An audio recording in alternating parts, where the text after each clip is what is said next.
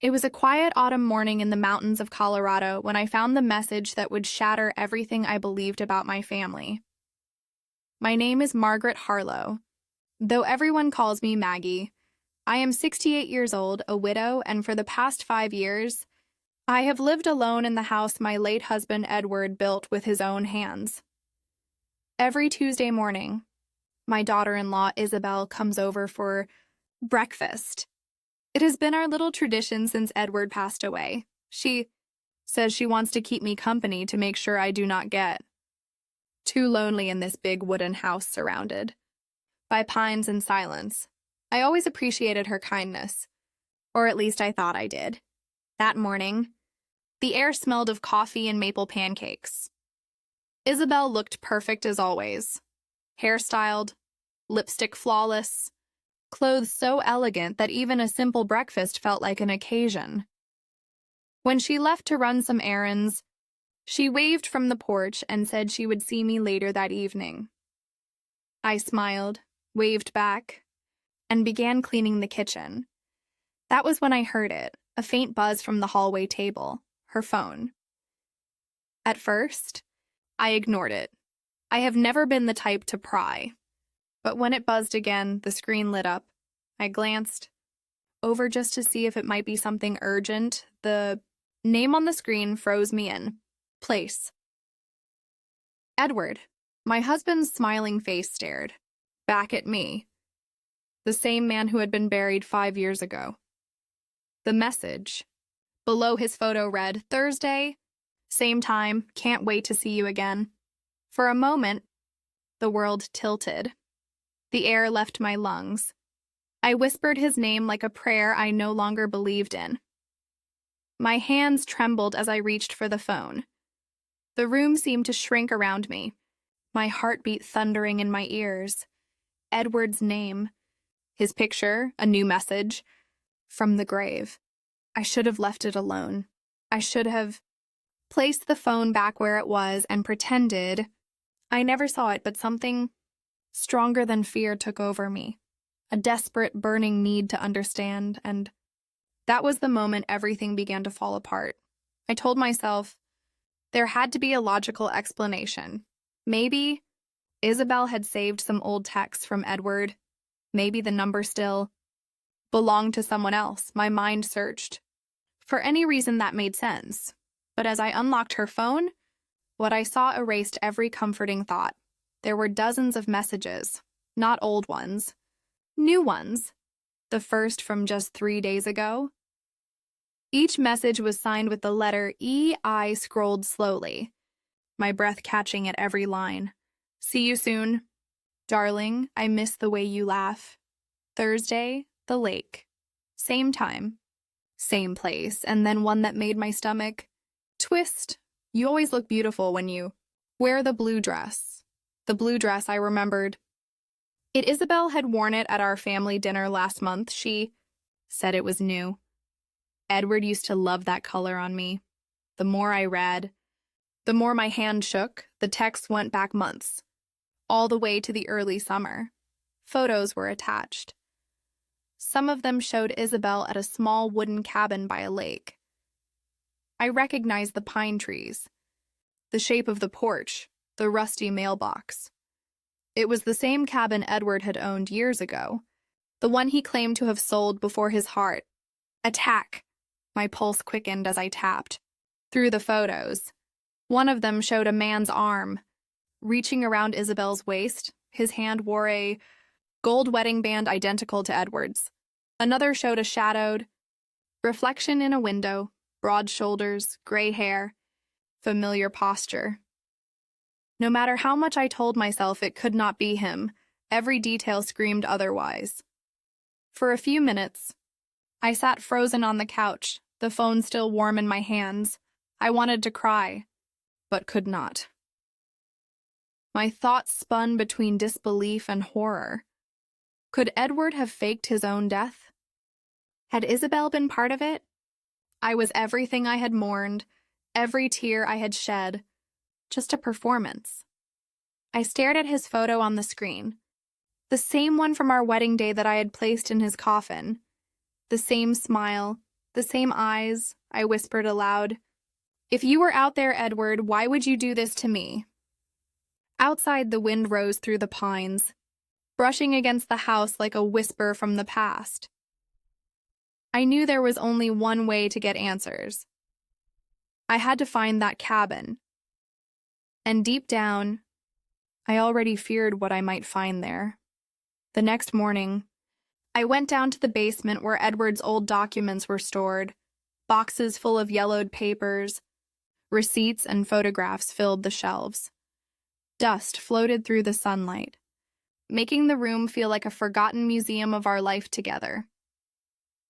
I found the box marked property records. My hands trembled as I opened it. There, folded neatly inside a plastic sleeve, was the deed to the Silver Pine Lake cabin. Still in Edward's name. He had never sold it. He had lied. For a long while, I just stood there staring at the paper. Then something inside me hardened. I grabbed my car keys, wrapped my coat around my shoulders, and drove. The road to Silver Pine wound through tall pines and patches of early snow. It was the same road Edward and I had taken on our anniversaries long before the heart attack that stole him from me. My chest tightened as I turned onto the gravel path that led to the cabin. When I reached it, everything looked exactly as I remembered, except it was clean, fresh firewood stacked neatly by the door, curtains drawn, the faint smell of smoke still in the air. Someone had been here recently. I hesitated at the porch, listening. Only the wind and the rustle of trees answered. I pushed the door open. Inside, the cabin looked lived in. 2 glasses sat on the table, half full of red wine, a blue scarf. Isabel's was draped over the chair, and hanging by the fireplace was a man's denim jacket I could have sworn belonged to Edward. I touched the fabric, my fingers trembling. It was still warm, as if someone had just worn it. Then I saw the photographs pinned to the corkboard above the desk. Isabel smiling beside a man whose face was turned away. In one of them, I caught a glimpse of his reflection in a mirror. The same silver hair, the same jawline, the same profile as my husband. I stepped back, my heart pounding. A floorboard creaked outside the cabin. Through the window, I saw the faint shadow of a figure moving between the trees. I didn't wait to see who it was. I ran to my car, my breath coming in sharp gasps, and sped down the dirt road. That night, as I sat in the darkness of my living room, one thought repeated in my head like a curse. If Edward was dead, then who was living in that cabin? Sleep never came that night. Sat by the window watching the first snowflakes fall. My mind looping through the same impossible questions. Every creak in the house made me flinch. Every sound of the wind felt like footsteps coming closer. By morning, I decided to do what I had always done when I was lost. Go to someone who might have answers. I drove into town to see Sheriff Richard Owens, a man who had known Edward since college. He greeted me with a kind smile, but I could tell he sensed something was wrong. "Richard," I said, keeping my voice steady, "what would you say if I told you someone might have faked their own death?" He frowned, leaning back in his chair. "That's a heavy accusation, Maggie. People don't just fake their deaths. Not without help. Why do you ask?" I forced a smile and shrugged. "Just curious. Something I read." He gave me a look that said he didn't believe me, but chose not to press. "Before I left," he added quietly, "if you think someone's been lying to you, be careful how deep you dig. You might not like what you find." His words stayed with me the whole drive home. That evening, I pulled out the small security camera my son had installed years ago after a break-in. I drove back to the lake under cover of darkness and placed it in the rafters of the cabin, angled toward the front door. The next night, I watched the feed on my laptop for hours, Nothing happened. Then just before sunset, the door opened. Isabel stepped inside wearing that same blue dress from the photos. A few minutes later, a man followed her in. The camera caught only his profile silver hair, strong build, the same smile I had kissed for 40 years.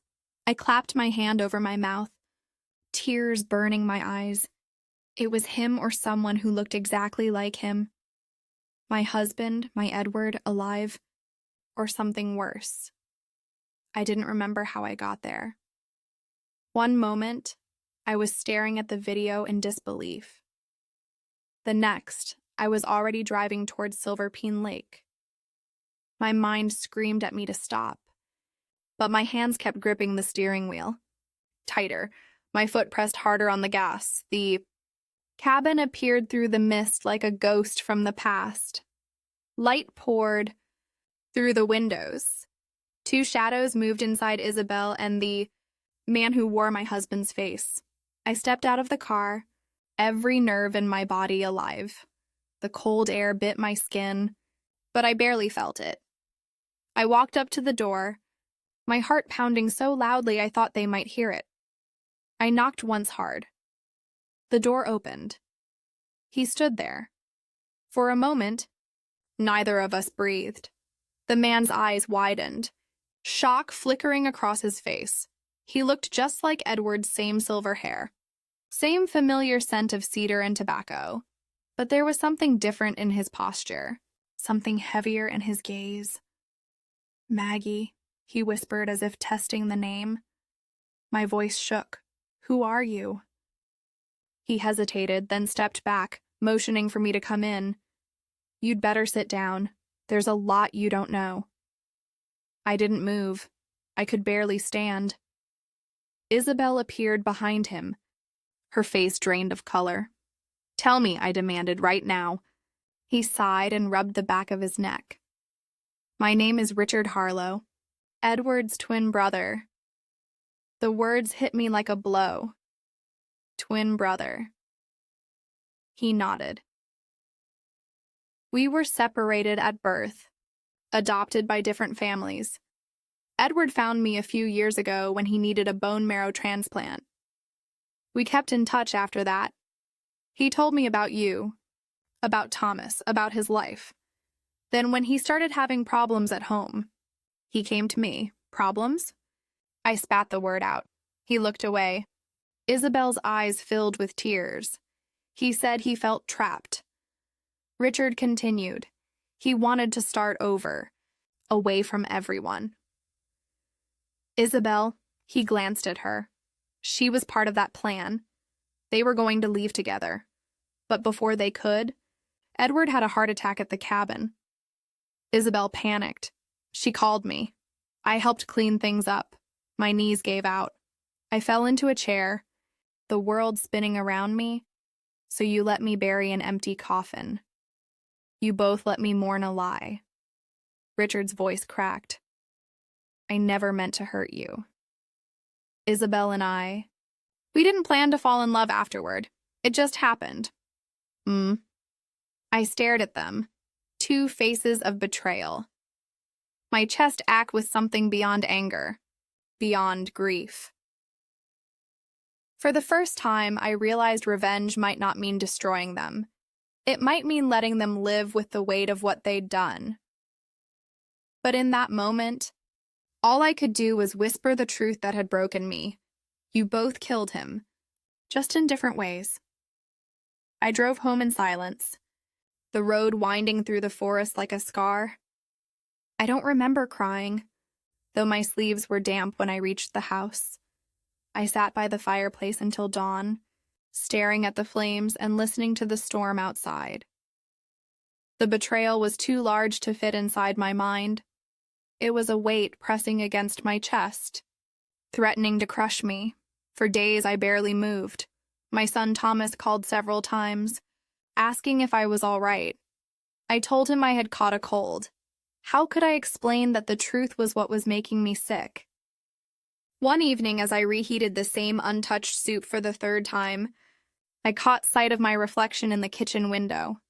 I looked older, smaller, like the years had folded me in half. Something inside me snapped into focus. I realized I could either let this secret destroy me or I could decide what to do with it. I opened my drawer, pulled out a small bottle of sleeping pills, and for one terrifying moment, I considered ending it, then another thought surfaced clearer, colder. I did not need to die for what they had done. They needed to live with it. So I made a plan. The next Sunday, I called Isabel and invited her to dinner. She came, nervous but composed, wearing that same blue dress. The table was set with Edward's old china, candles flickering between us.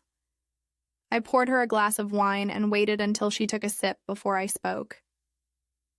"I know everything," I said quietly. "The cabin, the messages, Richard." Her hand froze midair. The color drained from her face. "You will tell Thomas you want a divorce," I continued, my tone calm and steady. "You will end things peacefully. If you try to hurt him or my grandson in any way, I will destroy both you and Richard. Do you understand me?" She nodded, tears forming in her eyes. I leaned back, my heartbeat finally slowing. Good. Then we can both move on. That night when she left, I stood at the window and watched her car disappear down the dark road. For the first time in months, I felt something close to peace, not joy, not victory, but control.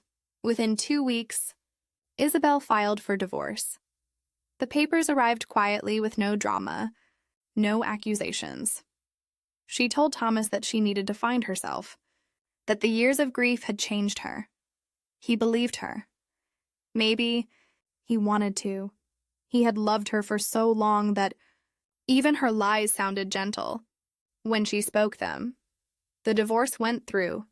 Smoothly, Isabel moved to Oregon, claiming she had found a teaching job there. Thomas stayed in Colorado with Eli, our grandson, who was 14 and too busy with basketball practice to notice how the house had grown quieter. At first, Thomas struggled. He worked long hours at the auto shop, trying to fill the silence with noise. I cooked dinner for them most nights, pretending everything was normal, little by little. Life began to take shape again. One afternoon, Thomas came home with a shy smile. "There's someone I want you to meet," he said. "Her name's Sophie. She's Eli's science teacher." When Sophie walked in, she carried warmth like sunlight. She wasn't glamorous like Isabel, but she was kind, the kind that listened more than she spoke. Watching Thomas with her felt like watching someone learn how to breathe again. Months passed. Eli's laughter filled the house.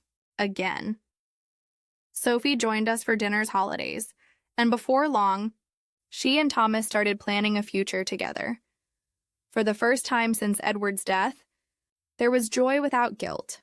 Then one spring morning, a letter arrived in the mail. The handwriting was delicate, familiar. Isabel. I hesitated before opening it. The note inside was short. "Maggie, I thought you should know that Eli met Richard last week. He doesn't notice the resemblance. Thank you for keeping the secret, Isabel." I stared at the words until they blurred. There was no apology, no remorse, just quiet acknowledgement of the silence we both maintained.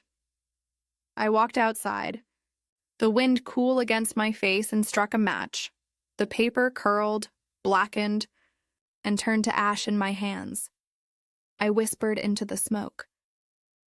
Some things are better burned than remembered. For the first time, I felt the past losing its hold on me. Maybe revenge didn't always come with fire or fury. Sometimes it came with letting go. 3 years passed. Life had settled into something soft and steady. Thomas and Sophie were married now, and Eli was heading off to college. The house felt lighter, filled with laughter again. I had begun to believe the past had finally gone quiet. until one afternoon in June. We were celebrating Ella's 18th birthday at a small lakeside restaurant. The music played softly, candles glowed on the tables, and I could almost pretend that everything was simple again. Then I saw her, Isabel, standing at the entrance holding a gift bag, and beside her was a man, tall, silver-haired, with familiar eyes and a faint scar above his brow. Richard. For a second, the room disappeared. My chest tightened. Sophie turned to me, whispering, "Do you know them?" I forced a smile. "Yes, that's Isabel Ellie's mother and her friend." They walked over. Isabel's smile trembled as she greeted everyone, carefully avoiding my gaze. Richard extended his hand to Thomas. "Richard Lane," he said smoothly. "Nice to finally meet the family." Thomas shook his hand without hesitation. "You look a lot like my father," he joked, half laughing. I felt the air leave my lungs. Isabel's fingers tightened around her glass. Richard chuckled softly, his eyes flicking to mine for just a second. "Maybe just the gray hair," he said. The night went on polite and calm, but beneath the laughter, a quiet current hummed. We all played our parts, pretending not to notice what lingered in the air. The ghost of a truth too dangerous to name. When the evening ended, Richard helped Isabel with her coat. As they turned to leave, he met my eyes once more and nodded slightly, a silent promise that the secret would stay buried, and I nodded back. Because sometimes peace isn't built on truth. It's built on silence. That night, after the restaurant lights faded and the laughter of my family turned into quiet memories, I sat alone on my porch beneath the Colorado stars. The air smelled of pine and rain. The lake shimmered in the distance, still and dark, holding the reflections of everything we chose not to say. I thought about Edward, the man I had loved, the lies he left behind, the family I had held together with silence. I thought about Isabel, trapped in her own guilt, and Richard wearing my husband's face, but carrying a stranger's heart. There was a time when I wanted revenge, when I imagined destroying them the way they had destroyed my trust. But sitting there under that wide, endless sky, I realized that revenge had already happened in its own quiet way. They had to live every day knowing what they'd done, while I had found peace. Forgiveness was too big a word for what I felt. It wasn't forgiveness. Not really. It was survival. It was reclaiming the parts of myself that betrayal had tried to steal: my dignity, my calm, my voice. I had survived love, loss, and deception. I had learned that peace doesn't always come from truth. Sometimes it comes from choosing which truths deserve to live. As the night grew colder, I whispered to the stars, "You didn't win, Edward. None of you did. I did." And maybe in that moment, the wind carried my words across the lake, past the trees, and into the quiet cabin that still held our ghosts. Because sometimes revenge isn't about hurting others. It's about refusing to let them break you. If this story touched you, share it, leave a comment, and tell me where you're watching from. And remember, silence can be power, but peace is the real revenge.